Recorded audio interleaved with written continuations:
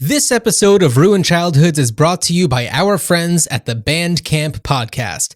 And that word band is not for the word band as it pertains to music, but instead it's homophone referring to banned books. On each season of Band Camp, hosts Dan and Jennifer read a banned book cover to cover and have a witty discussion about why they were banned to begin with. Season 2 just wrapped up with its 18-episode exploration of Fahrenheit 451, and Season 3 is coming soon, featuring S.E. Hinton's The Outsiders. And wouldn't you know it, Season 1's focus was the Alabama set classic To Kill a Mockingbird. I wonder if Atticus Finch ever defended any of Felony Melanie's ancestors in the courtroom. So if you like the type of banter you hear on Ruined Childhoods and want a deep dive into the books that inspired pearl clutchings across the country, give Band Camp a listen. That's BANNEDCAMP. Available wherever you like to listen to podcasts. Jake! You dumb, stubborn redneck hick! The only reason you won't sign these papers is because I want you to! Wrong! The only reason I ain't signing is because you've turned into some toity-toity Yankee bitch, and I'd like nothing better right now than to piss you off!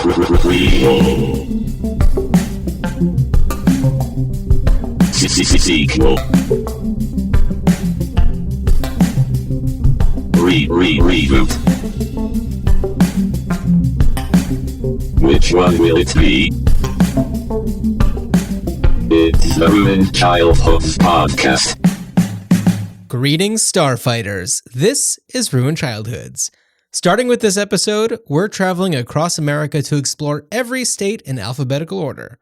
First up is the Yellowbird State, Alabama, which has 4 official state slogans: Share the Wonder, Alabama the Beautiful, Where America Finds Its Voice, and of course, Sweet Home Alabama, which is more likely in honor of the 1974 song, penned by Leonard Skinner, and not for this episode's feature film of the same name. But first, let me introduce myself. I'm John, and joined as always by my big brother, Dan. Dan, have you ever been to Alabama? I have been to Alabama. Tell me about your experience in Alabama. And hey, let me throw in a Roll Tide here for Team Crimson down there. Did you have to look that up? No. Oh, okay. It was something that I knew from like peripheral familiarity with college football. Also, I happened to listen to a few podcasts about professional wrestling, and as our regular listeners know, I'm a aficionado, a fan of professional wrestling, and the Podfather, as he's known, the guy who kind of... The Podfather. Yeah, he's from Alabama, Huntsville, Alabama, and co-hosts all of these podcasts with all these wrestlers. He's like a billionaire, like basically mortgage like mogul there in Alabama, Conrad Thompson. Okay. You know, they talk football often, and he throws out a Roll Tide, whenever possible. Got it. So it's kind of baked into your psyche since you listened to that. Yes, but I also, I was aware of that prior to. Got it. So you have been to Alabama. What was your Yeah. experience like in Alabama? In the, was it the Yellowbird State? In the Yellowbird State, as you said, which I didn't know until you said it. It is the state bird. I'm taking your word for it. I did just enough research to know that. Awesome. Well, as they say, bird is the word. Well, we're traveling across America, No, and I it's feel good. like it's only appropriate to I acknowledge appreciate certain elements of each state. We identity. all appreciate showing. I'm sure, especially if we have anyone listening in Alabama, they appreciate it. Before we begin discussing much more of this state, let alone any of the others, we are on stolen land. Go on, Dan. Understood. So my time in Alabama was brief. For a time, I was a professional actor and did a theater tour throughout the Southeast, a children's theater tour. And we had one show in Alabama. What? Only one in Alabama? Yeah, I think we only had one show in Alabama. I don't even remember if we stayed in Alabama, because I think it was like right across the state line. And I remember it was something wonky because like our hotel was in a different time zone than the show. So, because there's like a time zone change. So what state were you in? What state was I in? I mean, just to kind of, add some context, we're talking 21 years ago, more than 21 years ago. Yeah, that's true. So we were in, I want to say that either our show was in or we stayed in a place called Smith Station, Alabama. Okay. And let me make up. Yes, that is a place. It's like when you're remembering that far back, you're like, I remember this, but I don't remember. Am I making up details? Is my mind inventing details? So let me see. It looks like we were right over the border from, is that Georgia? Georgia. Yeah. Yeah. So, and I believe there is a time zone change. Okay, I believe it. Correct me if I'm wrong. These are the things that you remember. So right there would be like Columbus, Georgia, which is just around the Dinglewood, Georgia area, which is a place that I just found out about looking at a map. And which is the type of place I'm like that might have been on the board when they were trying to think of the name for Pigeon Creek in Sweet Home Alabama, I bet. I believe there is a Pigeon Creek. Oh, is it not? I mean, it's entirely possible. I'm just looking at a map also. So Smith Station is also not too far from, at least from where I am on this map, Museum of Wonder drive-through in Seal, Alabama. And I went through Alabama once because on that same tour for Thanksgiving, rather than traveling back up to New Jersey, where our family is, where our bulk of our family is located, I spent that Thanksgiving with our grandmother in Florida. Oh, okay. I thought like, all right, well, I'm in the Southeast already.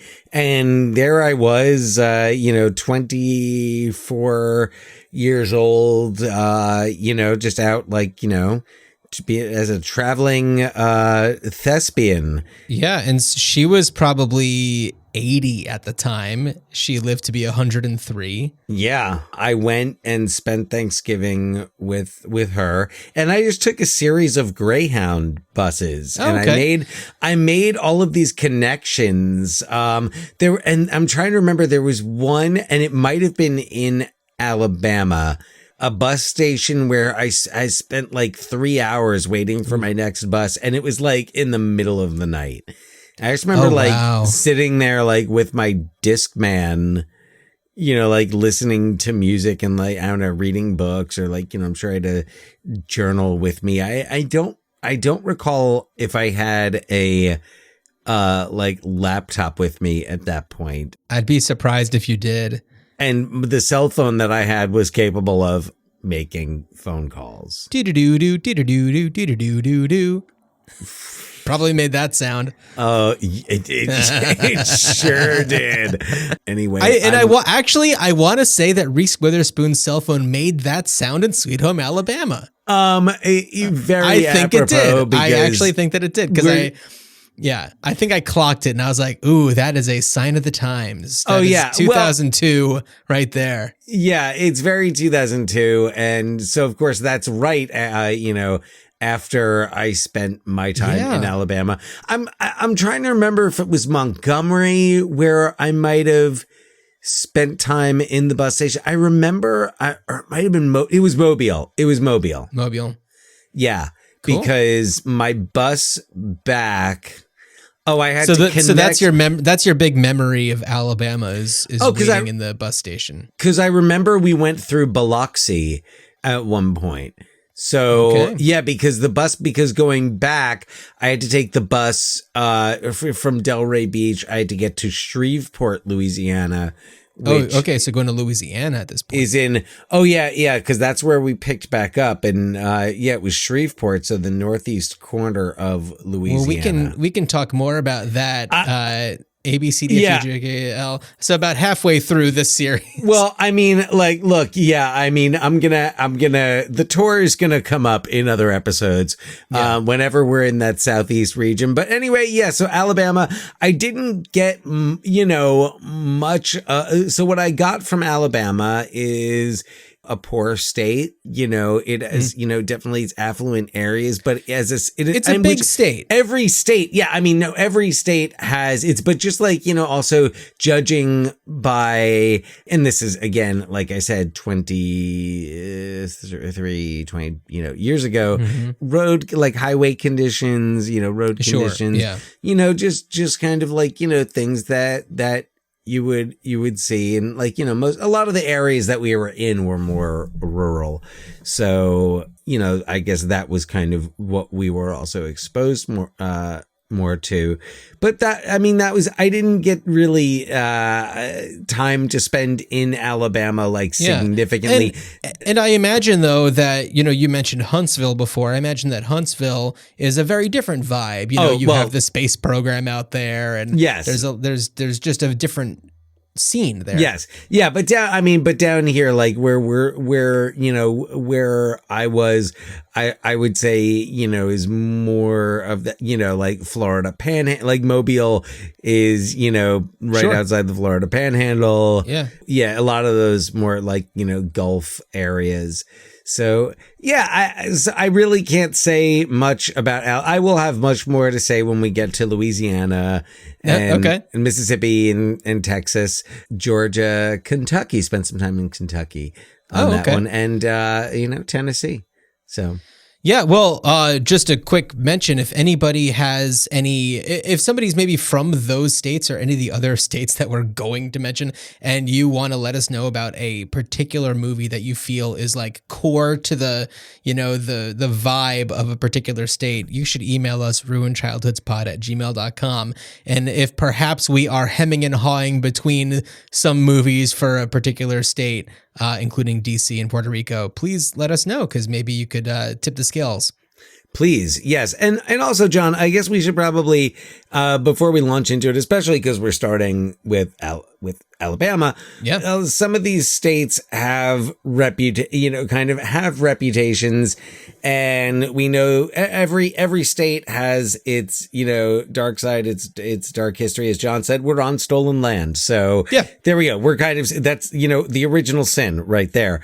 We're trying to kind of, I think, focus more on, representing, the people, livelihoods, and I mean, there are times it's inevitably going to come up, things like racism. Oh, not absolutely. just We're in gonna the talk, South, but yeah, and there's some things to talk about in this movie. But before we do that, I've got one more thing that I want to say about Confess Fletch, which is what we covered on our last episode. We talked about a lot of the smaller roles, but one of them that I loved, that made me laugh out loud during every line he spoke, was Eugene Merman, who plays the security guard at the yacht club that Kyle MacLachlan's character belongs to. And from the right from the jump, you're just like, oh my God, this guy is a nothing character, but wow, is he bringing so much to it. And for anybody who isn't familiar, Eugene Merman, he's the voice of the son on Bob's Burgers, whose name I'm blanking on right now. But he's also been a fixture in the alt comedy scene for over 20 years, and is just so super funny. And right from the jump, he's letting cars in through the gate during an event that's at this yacht club, and there's a barbecue, and he's just like, oh, well, save me some corn. I can't eat shellfish. Like, his big thing is that he can't eat he's allergic to shellfish. So he tries to mention to everybody so they know, like, oh, save me some potato salad, because, I can't have shellfish. The way that he does it is so good every time. Yes. There's no point to it. It's just funny. Eugene Merman, and the way that he's like an exaggeration of like a real character. It's like somewhere there is a real security guard or doorman like a pardon the term, but a rent-a-cop. And when the actual like police come, he's trying to like talk shop with them. He's definitely just not up to their level. And it's no, but so he's funny. Definitely like it's like a character that is tethered to reality, and like it is possible that in the midst of this investigation, this guy could be there. Just an interesting and it just character. adds to it when you right. You could take that character out. You just have a regular security person. Really, the flavor he adds to it though. Oh, totally, is delicious. Totally. Well, it's like it's a few things that make that movie stand out. Like Andy Momolo's character is another one that's like, okay, that's a bit much, but also that's the movie it is. Also, some of us know that person. Oh yeah, the oversharer, the one who's just like, I'm not going to speak ill of him, but right. He's got a drinking problem. Right. Yeah. That kind of a thing. Yeah, so I mean, everything. The Kyle MacLachlan with the EDM, So weird. But just these like little character elements that turn them into, cartoons a little bit. Yeah. But anyway. It's a fun movie. So I am so excited to talk about Sweet Home Alabama. Yes. Dan, have you seen this one before? This was my first time. It was my first time too, but when we were doing, I think that it was actually this movie that kind of gave me the idea for this series. Mm-hmm. And I don't even remember how it came about exactly. I know it was just like couldn't sleep one night and it just kind of came about. But I really like the idea of doing this movie because we haven't really covered rom-coms. And I think that there's some movies that we've done that could be considered rom-coms. The Apartment being one where it's like a proto rom-com. Right. It has some elements of a rom-com. Yeah, but I don't know if we've done anything that's been so traditional rom-com as this one. As we don't go into it, and you're going to give us a synopsis of Sweet Home Alabama, and I might peruse the archive here just to see, like, have we done any something? I'm like, well, Ghost. I'm like, well, It's what not I a would call a comedy. rom-com. No, it has romance and comedy, but it is not a rom-com. Yeah, no, absolutely. It's a supernatural drama. Yeah. Yeah. Anyway, it doesn't qualify, but Sweet Home Alabama could be our first true rom-com, though, as we'll discuss, it does not shy away from, getting a little, I don't know, unfluffy at times. At moments. Well, I'm curious to know what you mean by that, but I'll do a quick synopsis. Well, Sweet Home Alabama, I'll start off 2002, starring Reese Witherspoon, Josh Lucas, Patrick Dempsey. Melanie Carmichael, and I say Carmichael in quotes, is New York's hottest new fashion designer. And on the evening after her first big runway show, Melanie is proposed to by New York's most eligible bachelor, Andrew Hennings, son of New York Mayor Kate Hennings. The problem? Melanie's divorce to her hometown honey, Jake, hasn't been finalized. Melanie heads back to Alabama to get Jake to sign the papers, but while she's in town, she reconnects with her old friends and foes, gets real with her parents, and develops confusing feelings for her soon-to-be ex-husband. Back in New York, Andrew and Mayor Hennings work on planning a wedding that could also position both of their political futures.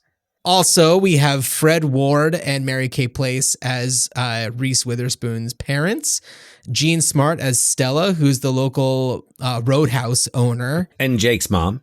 Is it Jake's mom? I did not even clock that at all. Yeah. I was like, wow, they're really close with this lady. Okay.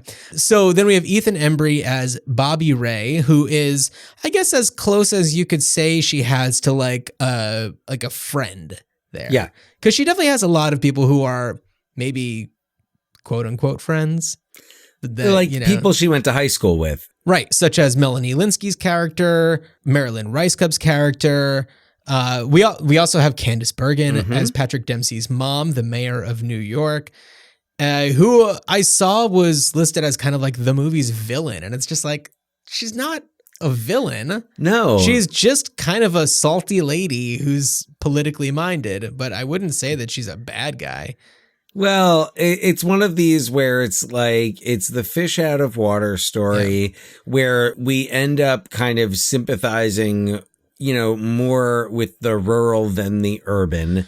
Right. And I just want to mention Courtney Gaines is the town sheriff, who she also grew up with. Yeah. So anyway, back to our question of have we done romantic comedy before? Barefoot in the Park.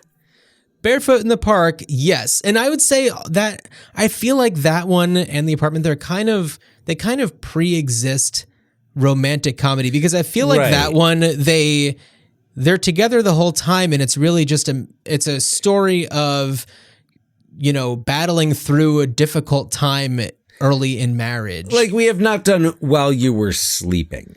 And I think we should. Just to kind another of time. Bring up a quintessential, like when you say rom-com, one of those. And that said, I mean, Reese Witherspoon is just a rom-com fixture. Oh, do we have one? Well, would The Cutting Edge, would that be The Cutting Edge is, rom-com? I wouldn't call it a com. It's not a comedy. It's a romance.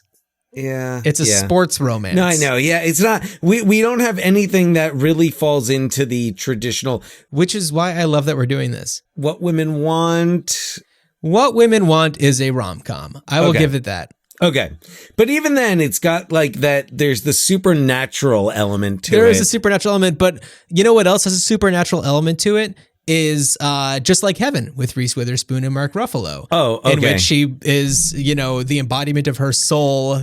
That's haunting rom-com. Mark Ruffalo, which is a bona fide rom-com. Not that I've seen it, but I I watched a couple of Reese Witherspoon films, rom-coms especially, to prepare.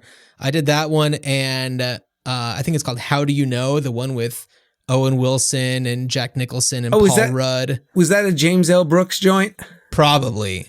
Okay. It's got James L. Brooks stink all over it. I think it was like, but I think it's like James L. Brooks is phoning it in, like James L. Brooks, needed to, I don't know, pay off the mortgage or something. So he called Jack Nicholson and, signed up everyone else. Yes, that one is James L. Brooks. But and I also did watch Legally Blonde, which I don't know if I'd characterize as a rom-com, because the only romantic element to it is that we find out, like in the credit sequence, that she gets together with Luke Wilson's character.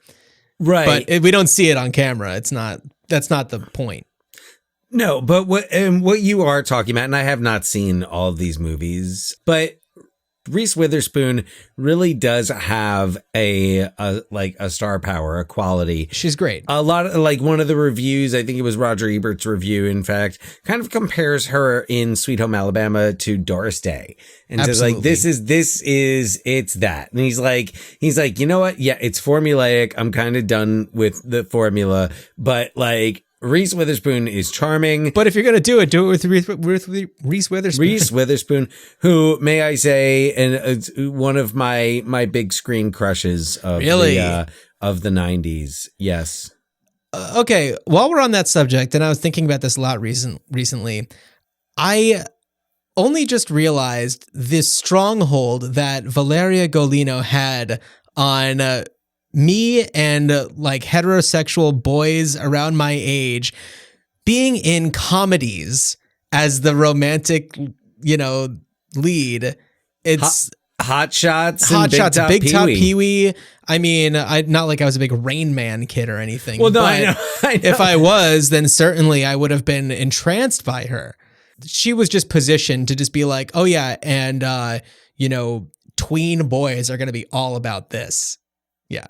Anyway, Reese Witherspoon. But Reese Witherspoon is really fantastic. She's dynamic. She can do comedy. She can do drama. She also has like a ferocity to her. And that gets into, like, as a producer, as somebody with pull and power in Hollywood, which, I mean, right now, as the strikes are ongoing, and SAG-AFTRA and Writers Guild are all still on strike.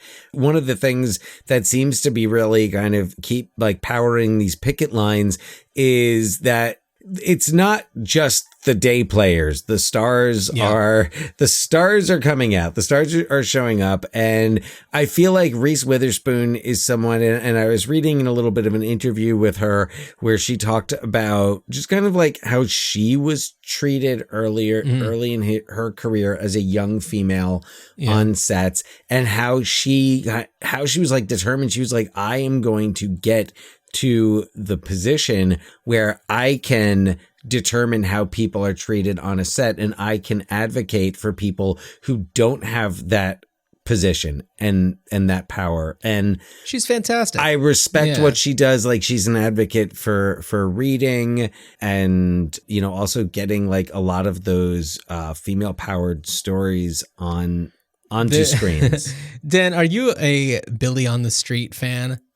It's funny. I've only seen like one episode of it, but I'm a Billy Eichner fan. So there's this great Billy on the Street moment where he's going around New York with his microphone and everything, and he goes up to random people and he puts a microphone in somebody's face and goes, "Do you think that when Reese Witherspoon finishes a book, she slams it shut and says, 'Done'?" And I feel like that's a perfect visual of the vibe of Reese Witherspoon. Oh my and God. The way that he phrased it and acted it out is perfect. And if I was asked that question, I would take about 5 seconds and then go, yes. Yeah, absolutely. Yes. Absolutely. Without a doubt. Yeah. Yes. Yeah. She's great. She also is really smart when selecting, books to option for movies. And, gives opportunities to some lesser knowns, which is pretty cool. So Dan, I watched the movie and I 2 times, once with director commentary, and Andy Tennant is the director of this movie. Oh, who of is The Proposal. Of so many. And this is a career rom-comist. Hitch, Fool's Gold, The Bounty Hunter. He's Ever After. rom-committed. Yeah. Fool's Rush In. It Takes Two, which, Oh, he did Fool's Rush In? Fool's Rush In. Oh, that's yes. a cute one. Yeah. Matthew Perry, Salma Hayek. And so, Andy Tennant. And I appreciated a few things that he said. Some of the things gave me a little pause, but I assume that it was recorded not too long after the movie came out. It was probably the initial DVD release. I think they did like a 10th anniversary. Oh, is that, this release. was not the 20th anniversary deluxe 4K? No. Last year they did not release a brand new thing. I thought they did an IMAX. No? Yeah, right. Well, you haven't experienced lightning hitting Sweet Home a Alabama puddle. IMAX? No. Yeah. So the way that he put it was really clever, and he said that, for this rom-com, it's not necessarily, going after the one person or whatever. It's the choice between the great guy or the right guy. Because in this one, Patrick Dempsey plays an amazing dude. Mm-hmm. There are so many opportunities where he could not be an amazing dude. I mean, this is essentially New York's most eligible bachelor. He's kind of a JFK Jr. type. Oh, definitely. Yeah, I mean, even down to the way that he looks.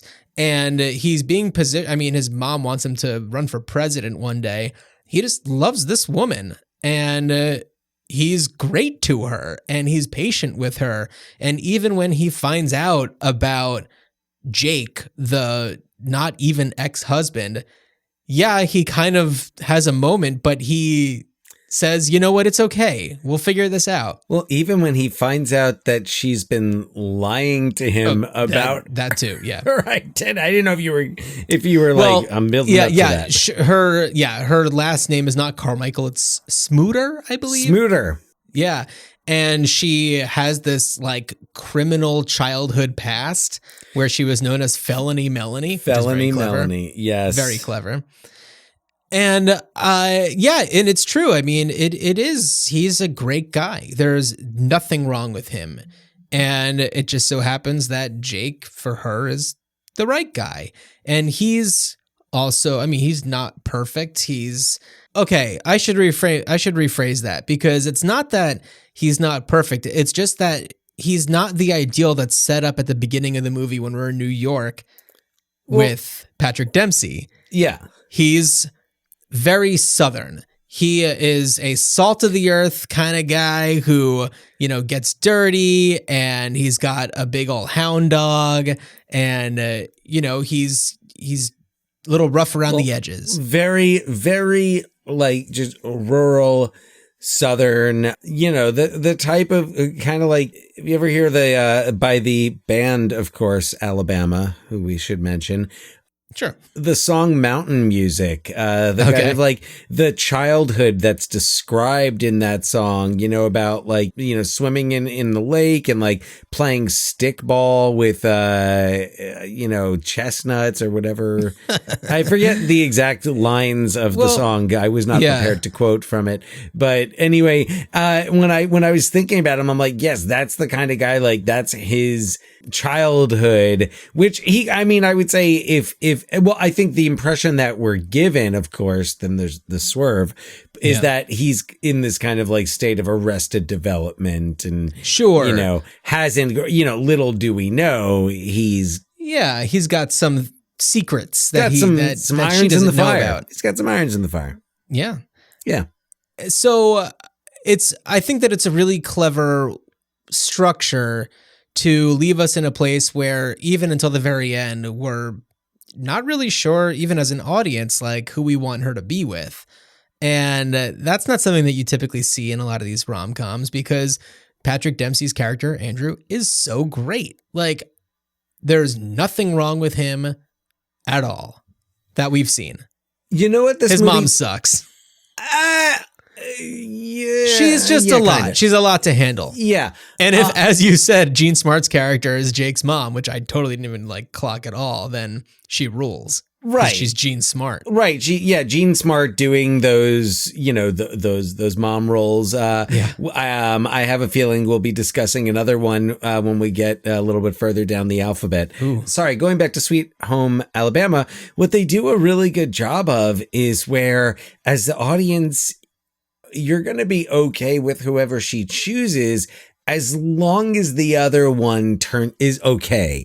Like, you don't want, which is, I think, why Jake's the better choice.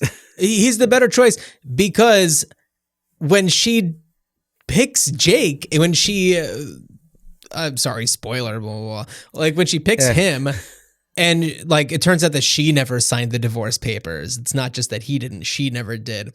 And instead of signing the divorce papers, she just knows that Andrew is not the guy for her. And they're at their wedding. And he's just like, it's okay. You do you. It's fine. And it makes him an even better person. And you're just totally okay with what's going on, because, you know, she has come to terms with like who she is. And, you know, she's been kind of putting on this mask of this New York fashion designer. And they even say at the beginning, like, you know, we first kind of see her and they're doing this fashion show, and she's kind of like fallen asleep at like a desk or whatever. And she had been like talking in her sleep, and they're just like, oh, your Southern accent comes out when you're talking in your sleep. So she's been hiding her Southern accent during her day-to-day life. And so, you know, to be back in Alabama and, you know, we see her, you know, her voice changes. It goes back into, you know, an Alabama accent, and her clothing changes from like what she has designed to wearing more like what her friends back home are wearing. And it's really cool. And I don't know, there's a lot about this movie that I appreciated, and then a few things that bumped me a little bit, but I understand this was, you know, came out in 2002, and our sensibilities are different. And also we are more aware now of the ways that we need to acknowledge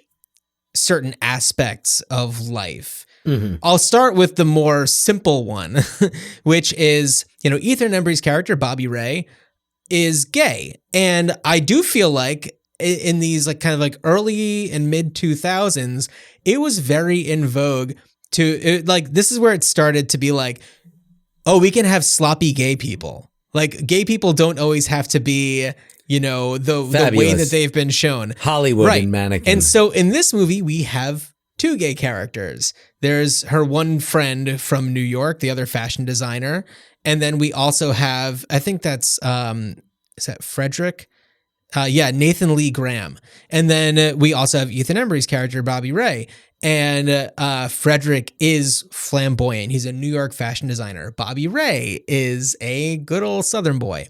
From a wealthy family with roots and history. Carmichael family, where she takes her name. Exactly. I did appreciate that there was more than one gay character. What I didn't like is how at the very end they kind of give each other a glance where it's just like, oh, of course, like the only two gay characters have the hots for each other. I mean, it's just a look. It's one look. Yeah, but no. I understand that, and I agree with you. I can't think of any other examples, but it does seem to be a trope of that era. So tropey, yeah. And there was, she does out him to their friends, and when she's drunk, and it's such a, I don't know, a cheeseball line where it's like, don't you want to be at a gay bar? And then people are just like, what will you do there? And it's I think, she's drunk. Well, yes. And I think that line is like that. It's set up. Totally. And I felt there is mention of one other gay character, the woman that he went to prom with, who is implied gay because she now plays softball or something like that. She's I think it's like the softball coach, like the girls. Which, by the way, in whatever the Reese Witherspoon rom-com I mentioned, the James L. Brooks one, she plays a softball player. Oh, okay. So full circle. Yeah, I guess. Is that IMDb trivia on that movie, the James L. Brooks one? It's like, in this movie, Reese Witherspoon plays a softball player. That is just me. All right. So what else? So the other thing also is the way that that Southern heritage is depicted and celebrated. And the quote from Andy Tennant from this, the director, is, after having spent a whole lot of time in the South, people there have a tremendous pride about their culture and their heritage history, and that to not have it in the movie would sort of feel like a whitewash, and we decided to just sort of embrace it. And I get that. And also the fact that they are Republicans or conservative is, kind of played for humor. It felt a little weird just in 2023 to have that joke and then to, in like pro-Confederacy in the name of heritage. Well, and as you said earlier, this commentary was most likely recorded in like the mid-aughts, where not and where I'm going with this is not like, it was okay then, it isn't now. Yeah. Because first of all, then no one was considering, okay, well, how is every member of our audience going to react to this? Yeah. So you're not considering, and I mean, this is also not the most diverse cast in the world. No, Frederick is maybe the only character of color. Of any like significance, at least. Yeah. So we'll start there. Oh, aside from the staff at Bobby Ray's house. Oh, well, okay. Which is on a plantation. On a plantation. Yeah. There we go. So, which that, doesn't necessarily, but anyway, getting back to the whole like Confederate heritage thing, this was at a time when, we could just kind of roll our eyes, just be like, oh boy. And before there were like, tiki torch marches and Jews will not replace us. And we have new history that has changed old history. Yes. And we have a much more awareness now of people, coming out and saying like, if I'm watching a movie, even if it's a comedy, if I see the stars and bars, embroidered onto a pillow into the background, that's going to trigger some feelings for me.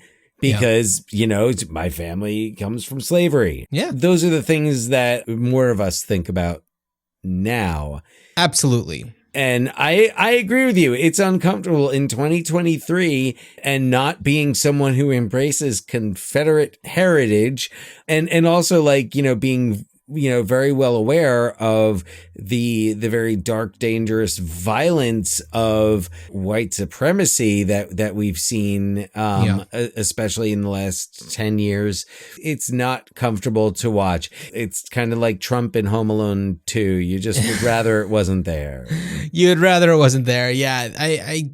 I understand from a early 2000s perspective why it's fun to have a whole scene take place at a Civil War reenactment, but it just plays different now. Clarifying question, because this is not clarified on Wikipedia. Aren't they reenacting like a notorious like blunder, like Confederate blunder? Isn't that like the twist seems so. It seems so. Yeah. It's not that makes it okay, but it kind of seems like they're observing the blundering of the Confederacy, but still. Yeah. They're wearing the uniforms. Right. And certainly there are ways to acknowledge those aspects of Southern life without making light of such a terrible war. And it's such a terrible time in this country's history. Yes. That is rooted in so many awful racist, foundations. Unnecessary. Unnecessary. Yeah. But that's what I have to say about that. Very, very well felt the same way. And I mean, also noted, especially from my time spent in the South, that, walking into a household where there were these stars and bars hanging, would not have been entirely unusual, but still it's, you're making, this is not just staying in one person's living room. This is a movie that's going out globally. So anything else about it bother you? No, but the way that you said that makes me think that maybe there should be something else that bothers me. Oh, no. I was just wondering, because I wanted to kind of get into some of the stuff that I feel, maybe does set this one that did help it kind of exceed my expectations in certain areas, especially for a rom-com. I think that the movie, and again, maybe this is something that if it was being remade, maybe would be approached slightly differently, but I don't think it's played for laughs. And that is that Melanie had been pregnant and miscarried as a teenager. And I think that added a lot. And, I don't know, maybe you listened to the commentary. I'd be curious to know how that came into the script, if this was something. So I don't remember it. I don't remember there being any explanation of how it found its way into the script, but there was a moment during the movie that I hadn't really considered to play as heavily into the scene as it did. But there's this whole thing going on about how she and Jake had this hound dog, and it has since passed away when she left. She left the South to go to New York, and she just kind of left her past completely behind. And she goes to visit the pet cemetery where the dog was buried, and she kind of has this monologue to this dog. And what Andy Tennant was saying is like, yeah, she's talking to the dog, but what she's really talking about is to this baby that she miscarried. I didn't go back to like listen to it more closely, but I was like, oh, okay. I get that. I feel like it didn't come across as clearly when watching the movie the first time as maybe it was intended to come across. I needed Andy Tennant to explain it to me. Right. Now, when you say it, it's like, and I don't remember the speech, but I'm just thinking about like just the tone of it, and I'm like, oh, okay, well that makes sense. Yeah, it's like, oh yeah, I guess that would be kind of extreme to say to a dog, but right. You've got that. Another thing that I thought was a nice, and I don't like when rom-coms all of a sudden like just veer into like very serious territory, but I do appreciate like kind of the, dip into the pool of reality here. And Mary Kay Place's character, I was just going to say Melanie's mother, in like her attitude, because she's very dismissive towards Melanie the whole time when Melanie's back. And then it's like, she's like, no, I want you to get away from here. I don't want you to, she's like, and I don't know if she says like, I was happy for you that you didn't have the baby, but there's that sense of like, it frightened me so much to see you getting trapped in this life, and there's so much more you could do. Yeah, that take because on it. she herself wonders what about my life would have been different, right? If I hadn't married Earl, and who's fine. He's fine. I mean, other than the Confederacy thing. I think that Fred Ward is underutilized. Just knowing how great of an actor he is, I feel like his character is a little too dopey and sleepy for what I know he's capable of. But I love you Fred would have Ward. liked a little more grumpy, perhaps. Just a little bit more depth to him. I think that he was fine. And Mary Kay Place was excellent. You know, she is fantastic. Well, Fred Ward, it was like the same role he played in Big Business. I don't know if I've seen Big Business. Oh, Big Business is great. And somewhat similar in tone. When I think Fred Ward, the first thing that comes to mind is Gus Grissom, like The Right Stuff. I think of him as, just being this stoic, like heroic guy, and that's what first comes to mind. And I feel like one of the defining character moments for him has to do with like this chair that's really whack, and I'm just like, come on, we could do better with Fred Ward. Come on. I mean, he's great.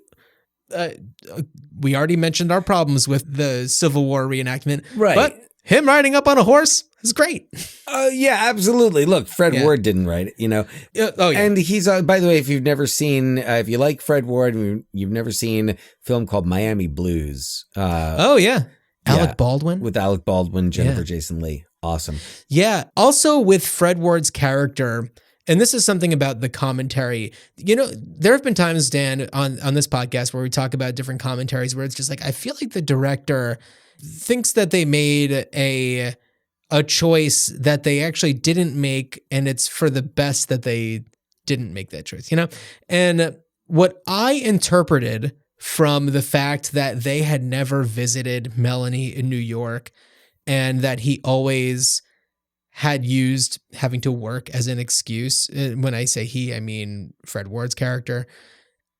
Andy Tennant says, oh yeah, he was just busy and committed to his work. And at the end, when they're going to have something in New York, he says, all right, well, I guess I could take the time off of work. But I read all that completely as like, he is very staunchly Southern, and to be in Yankee territory is terrifying and uncomfortable. And it surprised me when Andy Tennant wasn't saying any of that. It was just all about him not wanting to miss work because he had such work ethic. I was like, no, it's better for him to just be so uncomfortable about being in an area where that's so unfamiliar and so uncomfortable to him. Not to mention, I mean, of all places, New York City. Yeah. I mean, home of the Yankees. Well, yeah, absolutely. So I thought that there were some interesting choices made. Clearly, we had some issues with some things here or there. But Dan, I want to know, what would you do if given the opportunity to bring this back? Wow. Okay. I thought about a few things and I was like, well, okay. And I didn't see anything about like any type of sequel that they were going to make, but the natural sequel that would have like come out 2 years later, of course, would have followed them, now as it's the fish out of water in reverse now with Jake in New York, but then it turns it's that just makes it Crocodile Dundee. So I do think a musical, it kind of naturally lends itself. A lot of romantic comedies, most rom-coms, most rom-coms kind of naturally lend themselves to the musical format. I also would be interested to see a remake in the context of another country. Oh, okay. So I was like, has this been remade? Sweet Home Mumbai. Yeah, well, I feel that's too urban. Yeah, no. I know.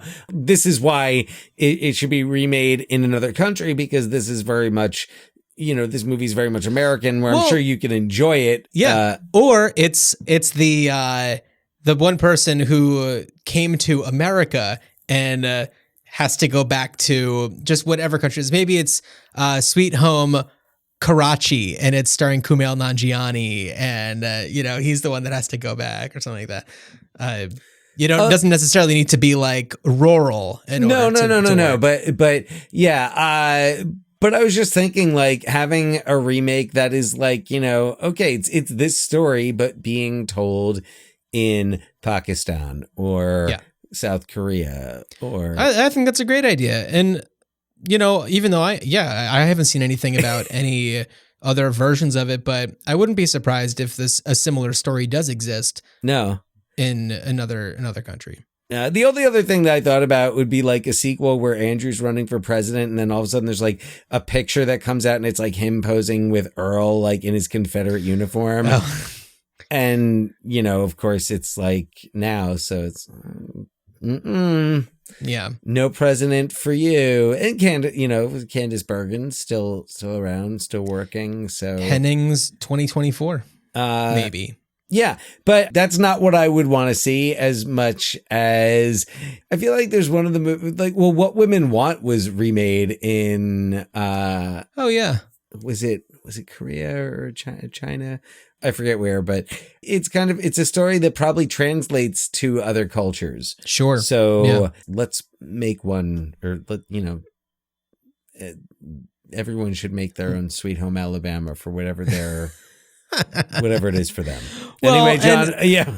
Well, I would also say, like, I feel like this movie may have been reverse engineered based on having a title, Sweet Home Alabama. Because the song comes in twice, once with Jewel singing, and it's a platform to use a popular song. Jewel, a native of the state that we'll be talking about in our next episode. Yeah, it's not going to be a shock that we're talking about Alaska next. No. Yes, if you can do the alphabet, then you can figure it out. But Dan, I could tell that you're going to ask me what my thoughts were. Yes, and Dan, let me tell you.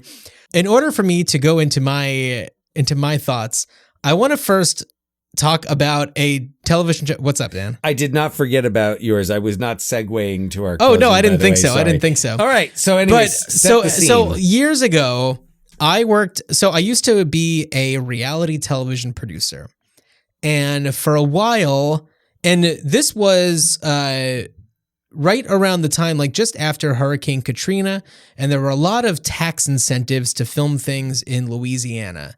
And I know that Alabama and Louisiana are different, but Alabama comes into play, as do a lot of other southern states. I got kind of pigeonholed a little bit into working on shows that were about life in the South. And one of those shows is essentially the reality TV version of Sweet Home Alabama. Dan, do you remember a show I worked on called Redneck Rehab on CMT? Yes. Yes, I do. Let me play the audio from the promo. We're just beginning. Because I'm definitely a diva. Redneck Rehab, the show that's bringing rednecks back to their roots. For a city girl, she's not a bad shot. A little wild side to us. Wait till they see the pig, the whole pig, head and all. Redneck Rehab, all new episode. Hosted by me, Tom Arnold. Saturdays at 10, 9 Central, only on CMT. Hey, Dr. Drew, kiss my So, Redneck Rehab was a show where people who were, and I'm going to say this in quotes, city slickers, people who used to live out in the country went off to live in a city. And they lost touch with their, and I'm using their words, not mine so much, redneck roots.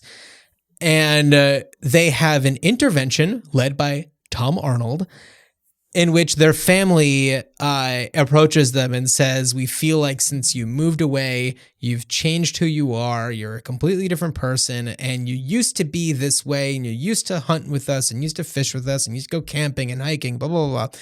And now it seems like we only ever see you or hear from you around the holidays, blah, blah, blah, blah, blah. And then they have 2 days where they have some sort of activity. Maybe they go camping or something, to try to bring them back to their redneck roots. And when I was watching Sweet Home Alabama, I was thinking, this is a person who has left their redneck lifestyle to go off and be a city slicker and completely loses touch with their, their upbringing, their background, and their family, their friends, their core group from when they were younger, tries to kind of give them a taste of that again. And in Sweet Home Alabama, it's like she acknowledges, like, this is who I am.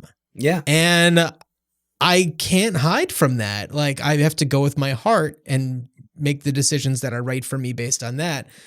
And it just made me think about this show. I did Redneck Rehab, and Redneck Rehab, I believe it didn't even air an entire full season.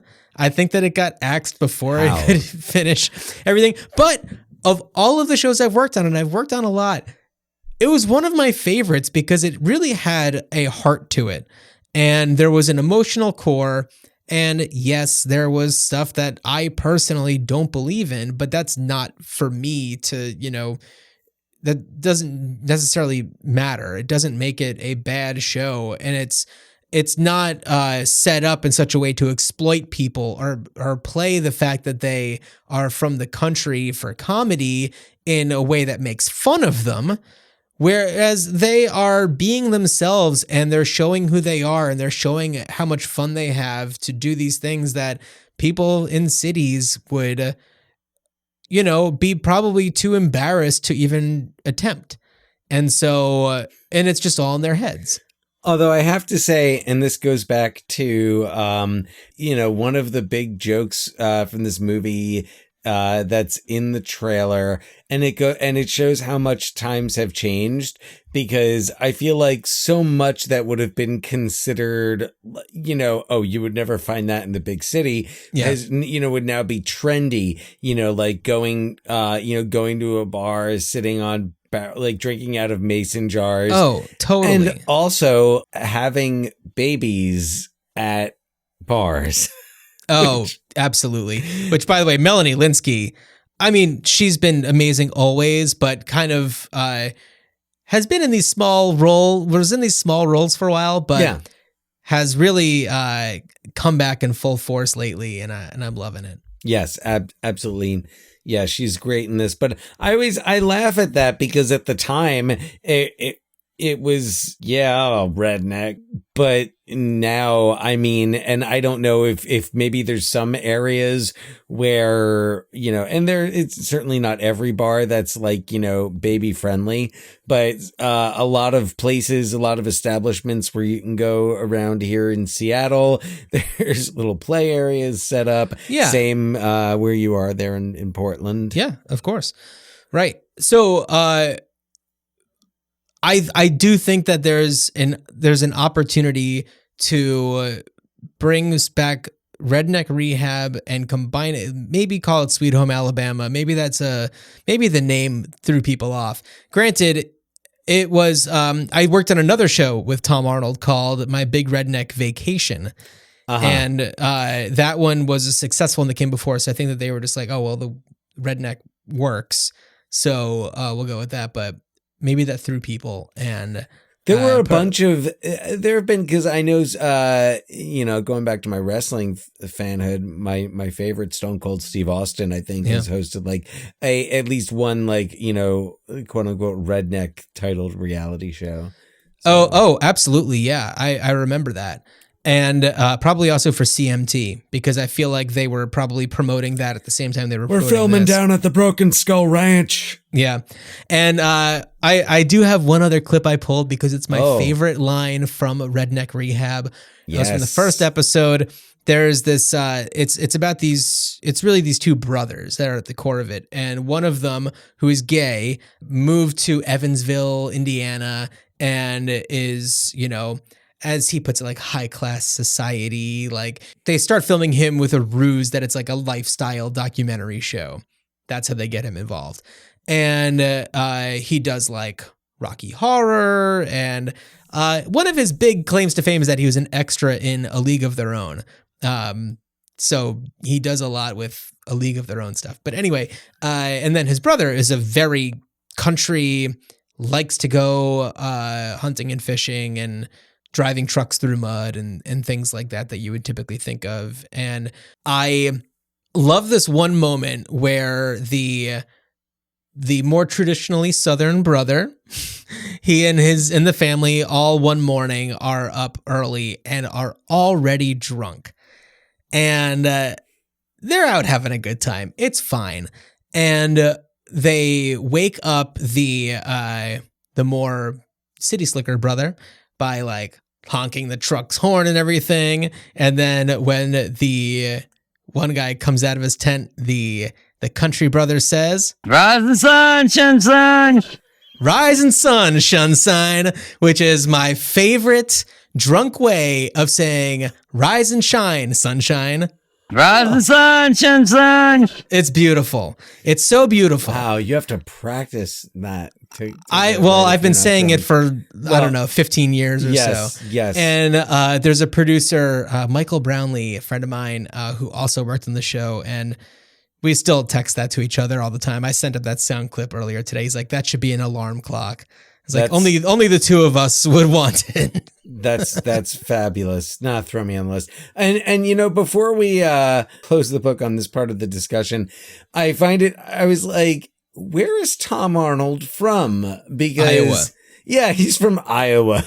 Well, but yeah, he on the show he opens up a lot about his rural upbringing, his country roots, and he seems like someone who connects. Yeah, there, and I like Tom. Yeah, and then he went off to Hollywood and became a star, and He's in True Lies. He's best friends with Arnold Schwarzenegger. So, So, Dan, I'm really glad that we had an opportunity to watch Sweet Home Alabama and talk about it, and do I would say our first rom-com in a really long time, because we did What Women Want pretty early on, which is surprising.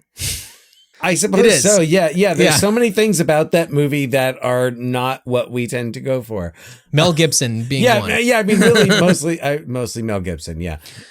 Yeah. So before we launch into what we're going to do for our Alaska episode, as I said earlier, email us ruinchildhoodspot@gmail.com. Let us know what you think about, Alabama-centric movies, Sweet Home Alabama, or if you have something that you would love for us to talk about for a particular state, including Washington, D.C. and Puerto Rico. And like I said, there are some where we have a few options, so maybe you'll help us decide. So Dan, do you want to let everyone know what we're going to be doing for Alaska? And it's unfortunately not Grizzly Man. No, yeah, for Alaska. No, we had some good ones for Alaska, but we were thinking like, well, what's a movie, type of movie we haven't talked about in a while, and something that really captures maybe the cinematic spirit of Alaska, and that would be 1925's The Gold Rush. Yeah.